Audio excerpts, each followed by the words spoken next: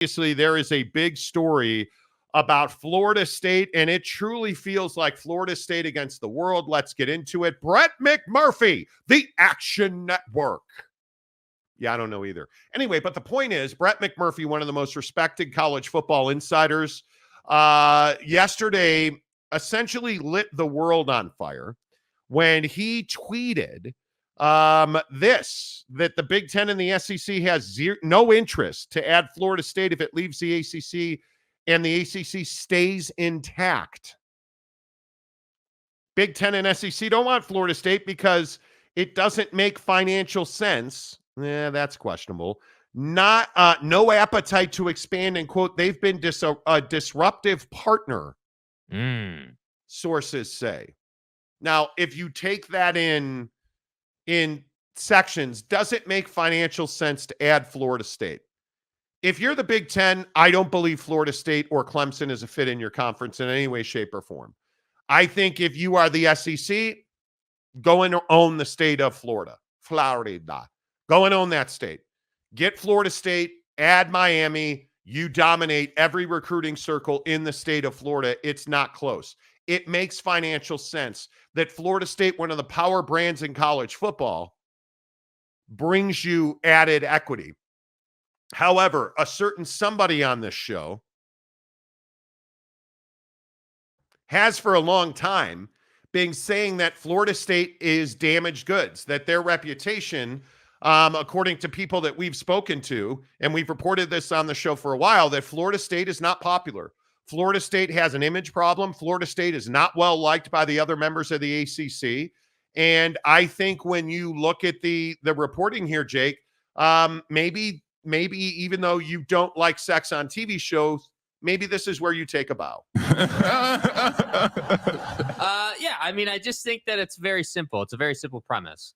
If you're going to be a pain in the ass in your conference, if you're going to be a pain in the ass in your conference, when you want to improve your position financially, when you essentially anytime that you're going to need someone's help to make something happen that benefits you, that's not going to happen because people don't respect you because of the way you've handled the whole thing. And I think this goes all the way back to where Florida State's issues began, which is not getting into the college football playoff because Jordan Travis was injured, and then going full tinfoil hat, collusion, rigged college football playoff guy because there were some helmets shown on an ESPN feed before it actually was announced to the world. And that right there is where I feel like Florida State's image problems and reputation problems began, because it's pretty clear that Florida State would have been in the college football playoff had Jordan Travis not been injured. Had you been 100% healthy, I think you would have been in. And I think pretty much everybody agrees with that. And we've had multiple people on the committee say that that was the case. So it's a very cut and dry situation. And I bring that up because of the way Florida State's handled this whole thing. So it started there. Now you've gone through all this litigation against the ACC, and you've trashed their name. You obviously got all your state officials involved in Florida. Like, you've just been this huge pain in the ass. So the idea that the Big Ten, let alone the SEC, would go out of their way to help you get out of the ACC, to Brett's tweet, while it's still intact, is crazy. Now, if the ACC melts down and you don't have a conference anymore and Florida State's available and the Big Ten or the SEC can add them without damaging the ACC further, then we're having a different conversation than we would be if the ACC was still intact. So 1,000%, I have been saying this, and I agree with Brett's tweet. Like, your reputation is not helping you here. But again, I'm just going to go back to a couple of other things that I've talked about on this show in the past, and I've been told this week. The alternatives are not on Florida State's side. And I think when you look at, the position that the SEC finds itself in, they're the most valuable football brand in the world, bar none. And you look at their membership is actively looking for ways to make more money. And I think when you look at this, in is threat too much of a word? when you look at the threat of a super league and what that means to the SEC, I think there is a chance that the SEC leaves money on the table by agreeing to or becoming part of a super league model. I would tell you that private money is going to play a massive role in the next 12 to 60 months of college football history. Private money's coming. And I think I look at this situation with the SEC and Florida State. I think the single biggest question is, can Greg Sankey unify his members behind the idea that they're better off as a single entity rather than a super league? And because I truly believe, based on what I've heard, that Greg Sankey does not want a super league. I don't think he wants that. I think that Greg Sankey believes, rightly or wrongly, he believes that he is the captain of the biggest yacht in the ocean, man, and that they can make the most money. But I also hear on a regular basis that the SEC and its membership are not aligned. They're not in lockstep on what the future of college football looks like. They are not aligned into what the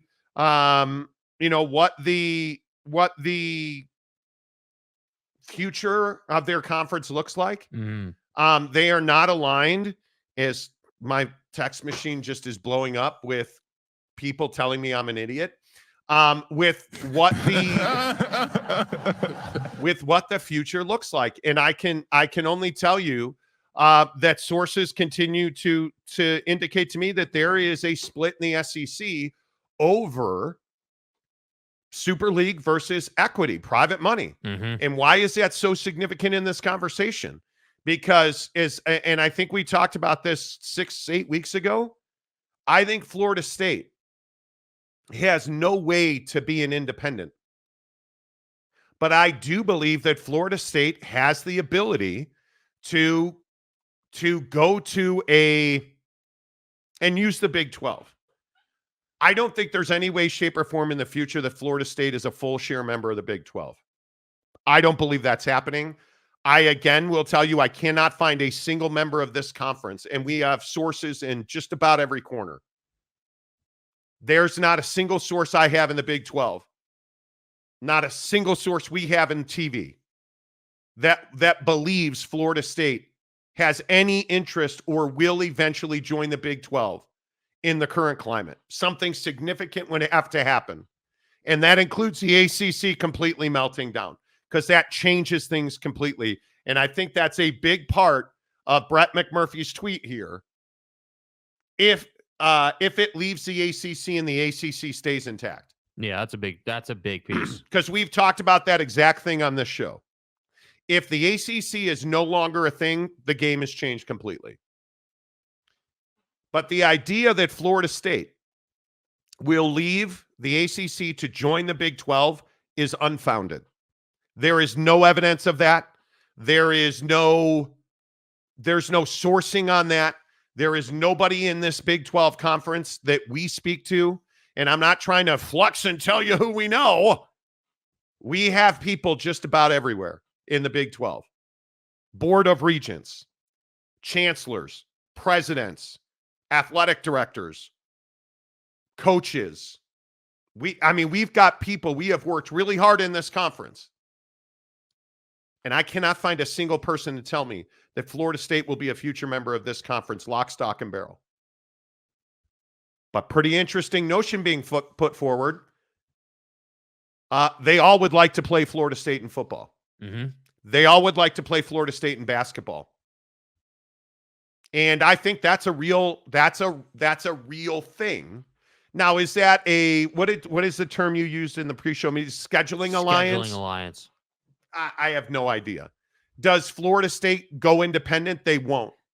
But I also think that Florida State has openly and repeatedly talked about private money changing their situation. And if they somehow do the impossible and find a way out of the Grant of Rights, I could see a situation where they have, sugar daddies financing their ability to have a scheduling alliance with the Big 12. Well, and I think could see that's, that. that angle is sort of the next, like,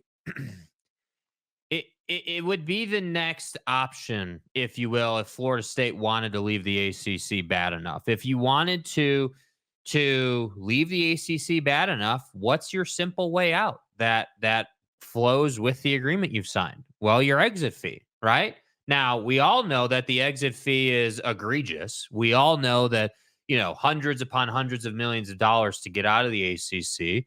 But if we start to scale that and you think about, hey, if some kind of private equity partner got involved, let's say hedge funds started getting involved in college football. Let's say that Florida State was able to build a relationship with a $1 billion valued company some way, somehow. Now, all of a sudden, 500 mil seems like not very much money.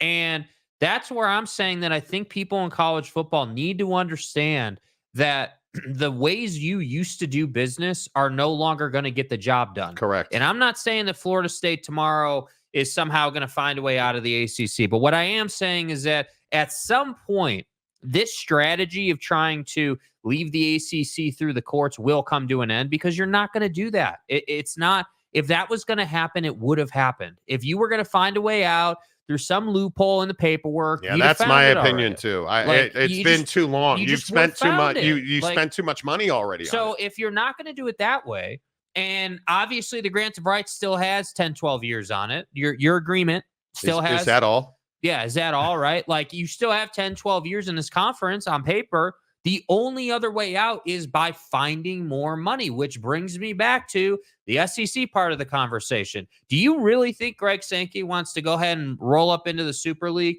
and lose his leverage on the entire landscape of college football? But that's what it would be. But I also think your point that you've been making for a year now, since if you go back to last fall when the Pac-12 melted down, we were talking about this thing with Florida State's reputation. I'll give you a lot of credit on that. I didn't think that carried a lot of water. Apparently it does, because it's been no secret they're a black sheep in the ACC. There's no doubt about it. They are not well liked. They are not well respected. They have the language they have used in their court filings about SMU, Stanford, and Cal is a great example of that, which I think you've referenced previously.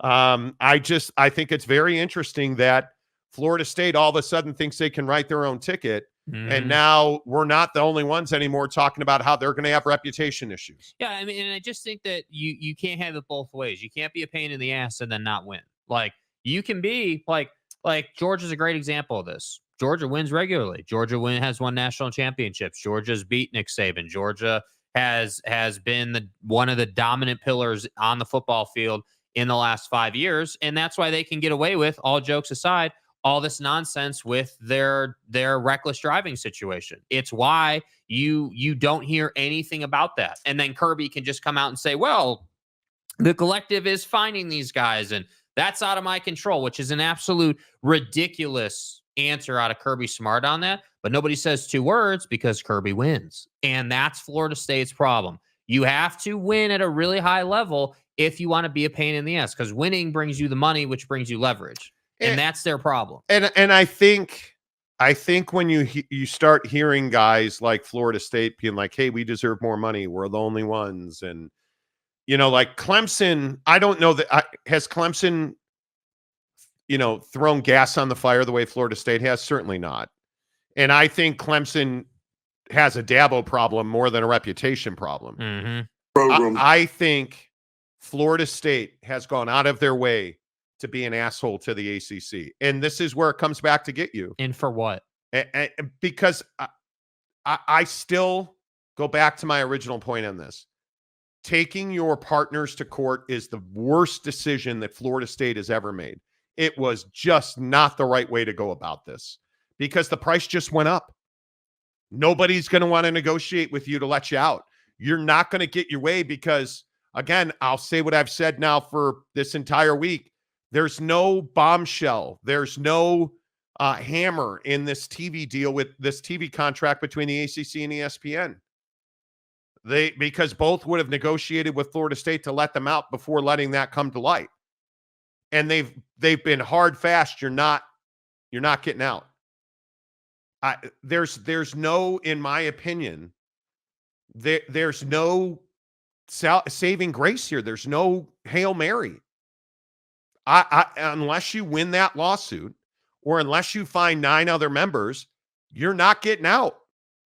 It's as simple as that. And the idea that somehow the Florida State is going to get out of the ACC and join the Big 12, it's pie in the sky.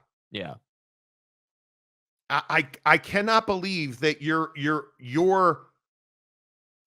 checkmate move is I'm going to leave the ACC and go to the Big 12.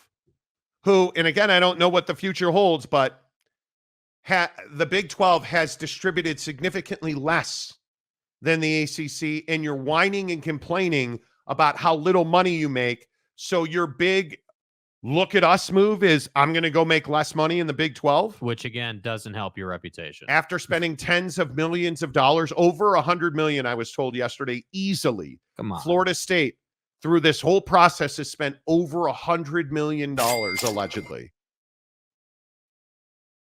And they have gotten no closer. They're no closer today than they've ever been from getting out of the Grant of Rights and leaving the ACC. And that's why They're I say, not. I mean, what would people say if, next month it came out that Florida State's out of money?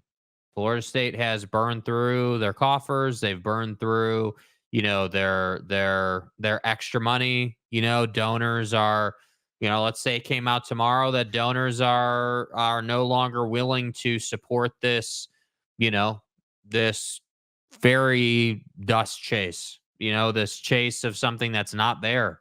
Like, at some point, officials at Florida State are going to wake up one day and it's going to hit them that, yeah, we're not getting out of the Grant of Rights. We're not able to do that. This is crazy. Yeah. Look at this story by Ross Dellinger. Did you see this from Ross Dellinger? No. Ross, put it out this morning? Are you listening to the show? I was told to go look at Ross Dellinger's Twitter. Ross Dellinger has a story out this morning that talks about exactly what I just said. Big brands, lucrative paychecks, high-profile matchups. Greg Sankey acknowledges to Yahoo Sports that his schools are still being enticed with private equity-backed Super League concepts. 20 minutes ago, he tweeted that. And we've been doing the show 37 minutes. That's crazy to me. And this is, while that's not exactly what I said, what I'm telling you is there is a divide in the SEC over how to go forward. And there is, whether or not it is how many games should we be playing? How many non-conference games? How much money? Should we go private equity? Should we join a super league? And what does this tweet tell you about Greg Sankey? And I think Ross Dellinger is one of the best college football reporters. Yeah.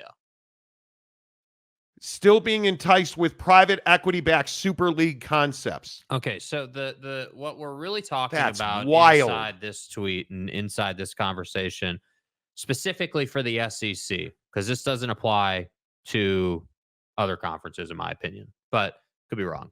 For the SEC, the question is very simple. Do you bring in the private equity in a way where it's just going to support your conference more? Like, so, hey, you can spend on individual schools, you can spend at the conference level, and you're going to stay inside the structure that you currently have in place with the NCAA and the college football playoff and all that. Or do you go full,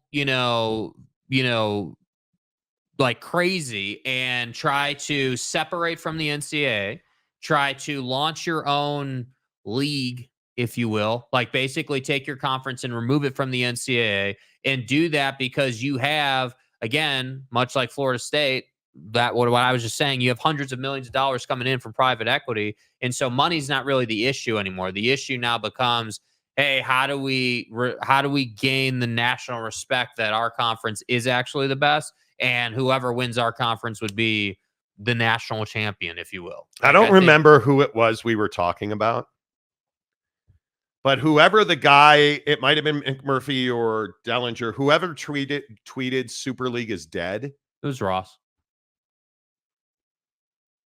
I mean, there's still time to delete that tweet, because I'm telling you, as I've told you, the Super League is not dead.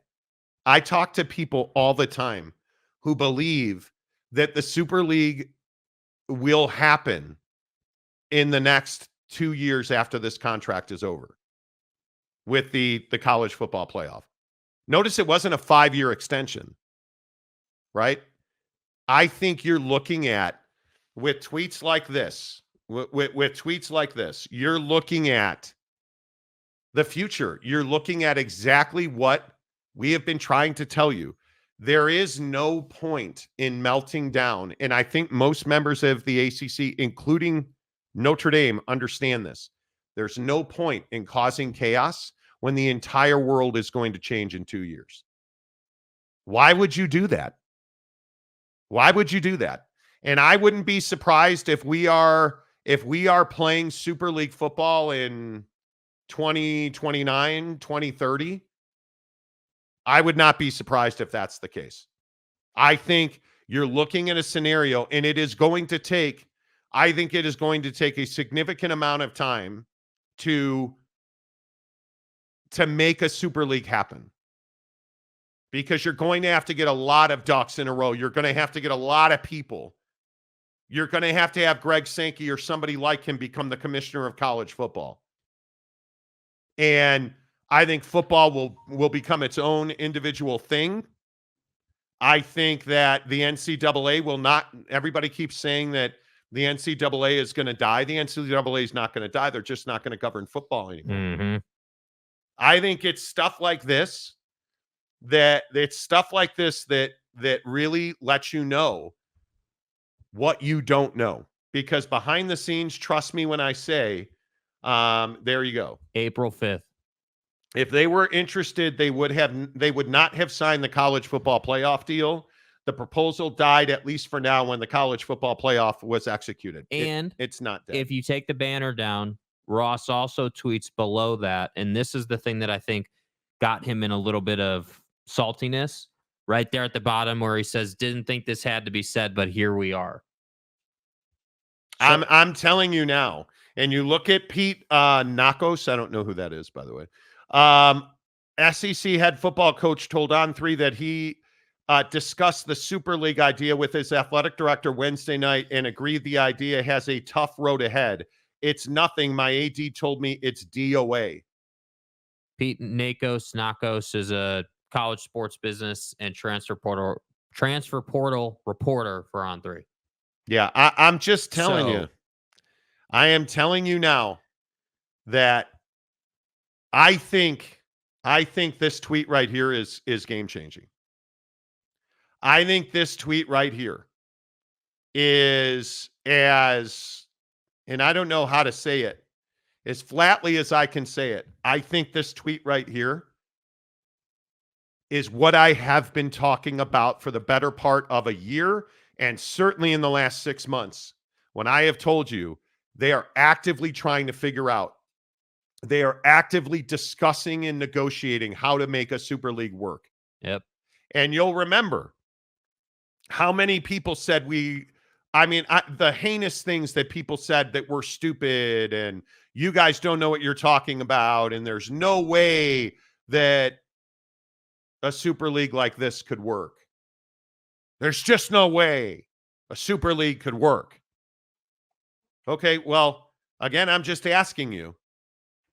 When you guys tell me I don't know what I'm talking about and I don't have sources, bro, trust me, bro, what does this mean then? If this doesn't mean when you have the commissioner of the SEC, most powerful guy in college football, saying this right here, that his members are being enticed, and I've just told you Multiple sources have told us the SEC has a fracture about vision. The vision of the future is split in the SEC because most of those universities in the SEC, the power brands in the SEC, and I can tell you Georgia, Alabama, are certainly, I think, Ole Miss, and I know almost factually from talking to people at the University of Texas, they want a Super League. The biggest brands in this here conference want a Super League. So go ahead and again tell me that a Super League is dead on arrival. Because I'm telling you, a Super League is not dead on arrival. A Super League is alive and well. And the way that Super League happens is private money and big, big sponsorship deals where you're talking about, and one of the reasons I think that the Big 12, and I had this exact conversation a couple of weeks ago, one of the reasons the Big 12 hasn't found an equity partner for naming rights at this exact moment in time is because I think the biggest brands, the Coca-Colas of the world, I think the Chevrolets of the world, the Fords, the Rams, the people who spend hundreds of millions of dollars marketing in college football, they know what's coming. Yes. And so if you're going to sign a 10-year deal with the Big 12, is it really a 10-year deal? Who are you, the ACC? Because quite frankly, there's no such thing as 10-year deals in college football anymore. You, in my opinion, if you sign the All-State Big 12 deal, that's a 3 to 5 year deal because you just don't know what the future is going to hold. And I think that if you just take, if you take folks at their actions, but what we've heard out of media days from the Big 12 and the SEC so far, I think if you read between the lines, read the tea leaves, read the writing on the wall, yeah, things like not doing a naming rights deal, that's not in Brett Yormark's ilk, right? Like Brett Yormark is a guy that makes money and does deals and gets things done. We know that based on his prior behavior and his track record. So to not do that deal, that's one of the first things that we had kind of talked about out of Big 12 media days is that there's a reason that deal didn't get done. It's not because they couldn't come to an agreement. It's that, they can see what's coming. And I think that this divide in the SEC is what you should be paying attention to because Greg Sankey is the commissioner of the SEC, and in my opinion, the most powerful guy in college football, has a responsibility to make sure that if they do go the private equity, private money route, that they do it in a way that's responsible and reliable. Because the last thing you can have happen is, hey, Super League, everything's amazing, new car, and then that thing falls on its face in 3 years. And the other thing that I think, and I think then we got to get to your comments because I think this is fascinating to me anyway. I want to know what you guys think about this. But I think that what would Greg Sankey say here? Because is he really in a position to say, yeah, the Super League's coming, man? I thought it was a foregone conclusion. He's not going to say that. When you look at Ross's tweet in this story, and I obviously haven't read it yet. It happened during the show, but big brands, lucrative paychecks, and high-profile matchups. Greg Sankey acknowledges to Yahoo Sports that his schools are still being enticed by private equity-backed Super League concepts. His message to them is clear. We can do this ourselves.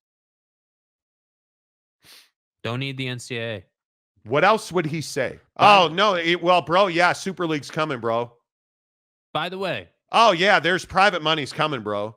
Again, look at the timeline. Look at the timeline that's just taken place for all you folks who don't follow it as close as we do. I think it's a really clear timeline happening here. Big 12 Media Days happen.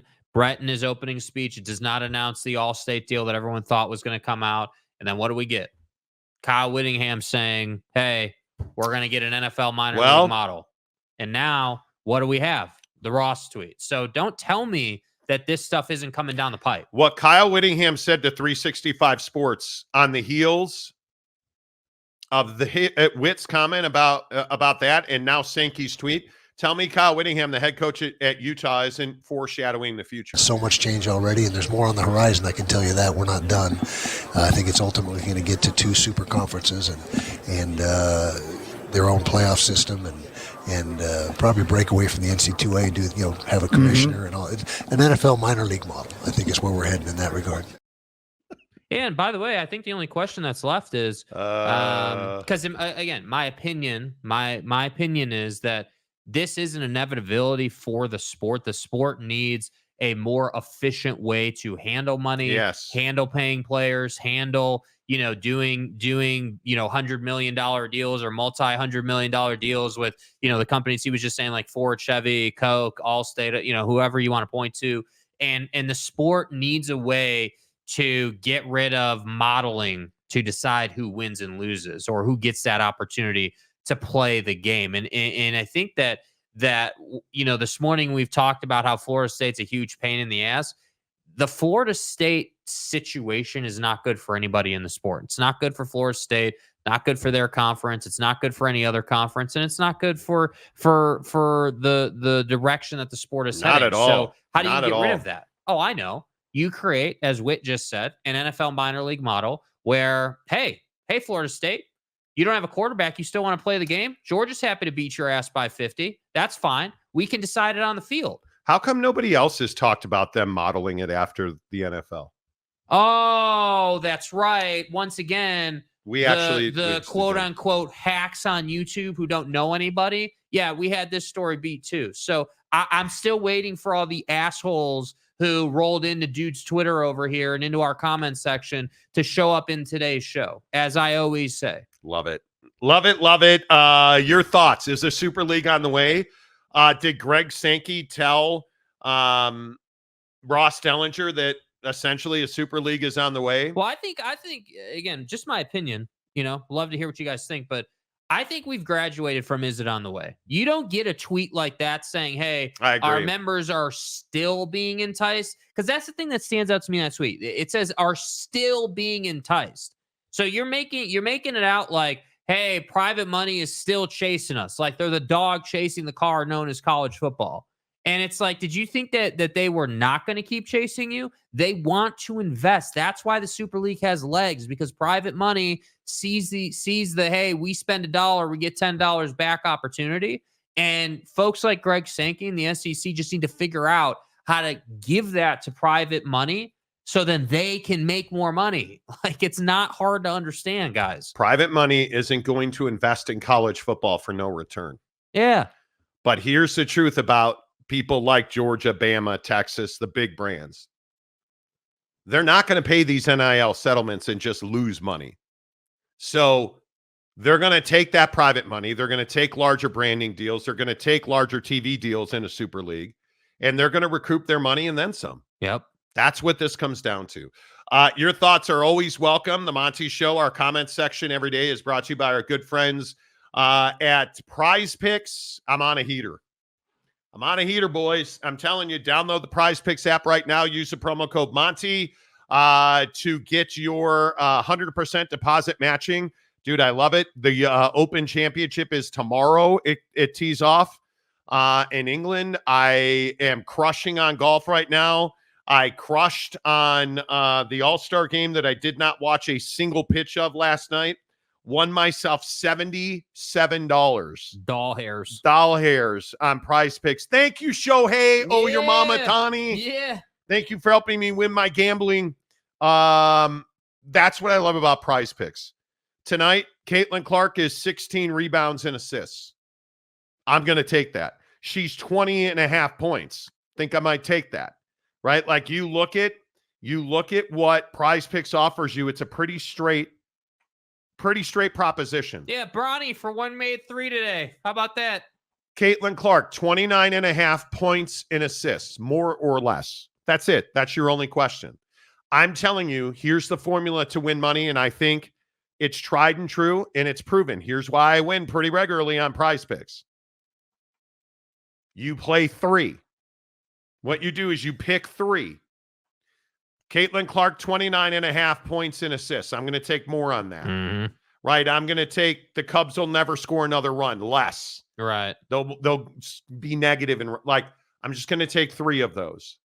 And if you go 2 of 3, you win because you went flex play, which means all you have to do is win 2 or 3 to cash. You bet $20, you'll win $31.25 on 2 or 3.